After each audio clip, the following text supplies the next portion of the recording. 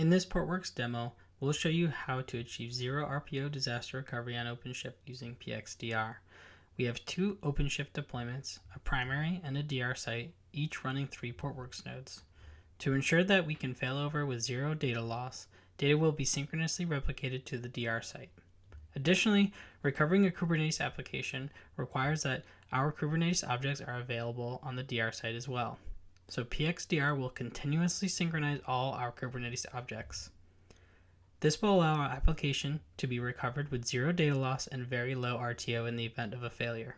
Finally, we'll show that the application can move back to the primary site when it recovers. Let's get started. On our left is our primary site, and on the right is our DR site. In the primary site, we have a demo project, and the DR site does not yet have this project. In the demo project is our application with 2 deployments, one being Postgres backed by Portworx.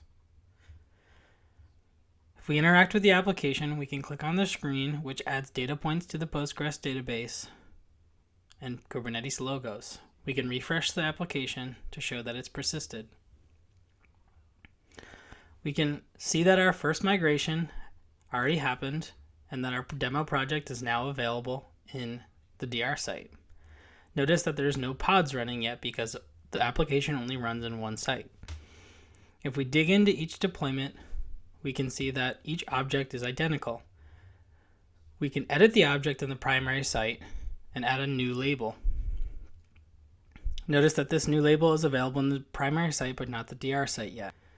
If we watch our migrations and wait for the next migration, which is on a 1-minute schedule, after it is complete, we can go back to the DR site and notice that it has been updated a few seconds ago with the new label.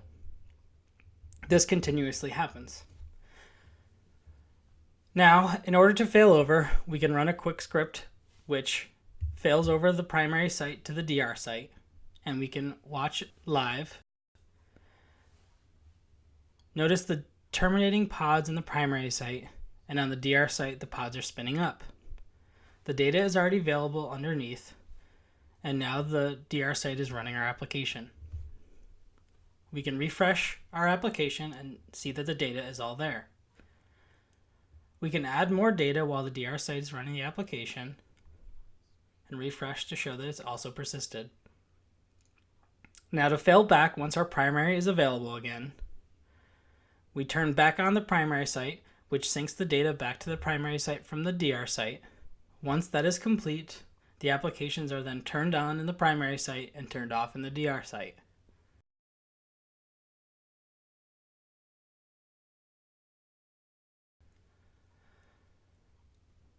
Notice that the DR site's not running the pods anymore, and the primary site is again. We can refresh the application and see that all the data is still there, and add more data now that it's back in the primary site. Portworx is available in the Openshift Operator Hub, as well as 3.x versions and installed at portworx.com.